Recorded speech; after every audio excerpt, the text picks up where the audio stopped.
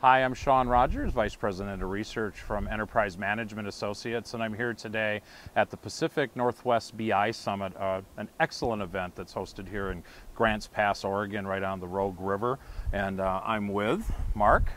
Introduce yourself to folks. Mark McNally, Vice President of Business Development at Prediction Software. How are you enjoying the event so far?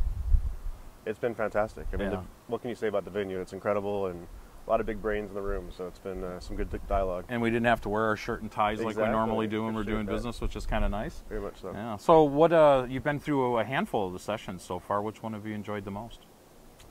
You know, I found the conversation around mobile BI to be the one that's kind of more dear to my heart. I thought it really gets to some of the things that are core to the way we look at the business. So. Yeah. You made an interesting point yesterday about, we were talking about analytics and where the value comes from, and while looking at the data and getting insights important, you made a pretty interesting comment yesterday about where the real payoff is. And I liked what you said. Can you expand or talk up a little bit about that? Yeah, sure. You know, BI is so retrospective in nature. You're always looking about what happened. It's conversations about things that took place.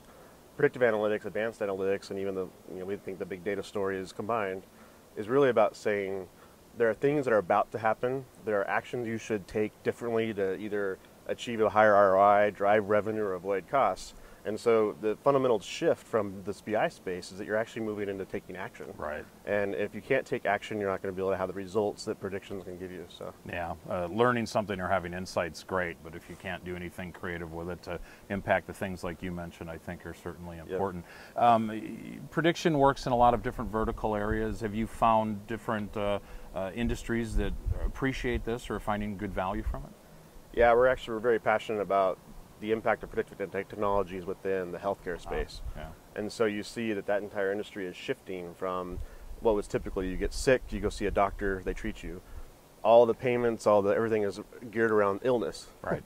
And the industry is shifting towards wellness. You have to say, how do we understand patient populations that are at risk? How do I segment them? What are some leading indicators that somebody might have a problem? And so the technology that's underlying that shift is really predictive technologies.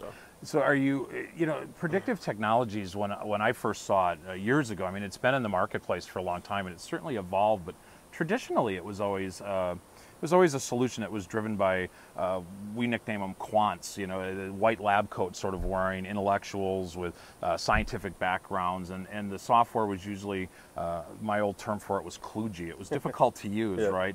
You guys focus on kind of overcoming that. How are you doing that, and how does that impact people in healthcare and so on? That's absolutely correct. So, you know, core to our DNA is making that whole process a lot easier, removing the barriers to entry. But within the predictive modeling piece, we've got a great workbench that makes that simpler. But I think where you see our passion and our investment is in this last mile of analytics. Okay. So it's once you got that prediction, how do I get that in the hands of, say, a doctor while they're treating a patient? Is that going to be a kludgy piece of software? Are they going to be fumbling through that? Or are they going to be having an iPad in their hand with other diagnostics and other vitals, and they're going to get an alert that, hey, this particular patient has got an 82% chance of coming back to the hospital, and here's their 4 risk factors, and here's, by the way, a recommendation of the 4 most likely outcomes or care paths that you should prescribe. That's all predictive technology, but it's going to be in that last mile deployment. I like that, the phrase last mile. So it's almost becoming an assistive technology for doctors. Do you get resistance from them around having an application or a tablet saying, hey, these might be the 4 reasons you might see Shawn again in 20 days, or you know, do they like it, or are they embracing it? Or I think you do. I mean, this is not certainly predictions, you know, mantra here. It's actually been going on for 20 years, this idea of evidence-based medicine. And so you certainly have a generational thing with the doctors. You know, the younger generation was trained that way, to think that way. But I saw an interesting stat the other day that really is fundamental, and it's that the average medical decision has 10 data points right today. And 5 years from now, it's going to be 100 data points. Wow. And in 10 years, it's going to be 1,000 data points. The cognitive ability of a doctor is 10. So it means you're going to have to go to systems that allow that doctor to process more data and understand the ramifications of their decisions and ultimately get better outcomes. Oh, well, that makes perfect sense. I think helping anything that's predictive, it impacts from a dollar and cent standpoint in a lot of the scenarios that I know, especially around readmittance. You've done some great work at prediction where you're helping healthcare facilities save tens of millions or millions of dollars a year on this type of topic? No, absolutely. So it's actually a big push from the government, but basically all insurance payers, is that they've identified that the hospital patient that gets readmitted is one of the biggest drivers of costs. And the way they look at that is, if we've already paid the doctor to fix the problem, why is the patient coming back for the same problem? They probably weren't effectively cared for. And so you see the form of penalties and non-reimbursements coming into the industry now, and providers are scrambling and saying, okay, now I'm not getting paid for that second readmission. Right. How can I get ahead of that? How do I give the people who are higher at risk of readmission maybe more focused intervention or more focused care to make sure that readmission doesn't happen?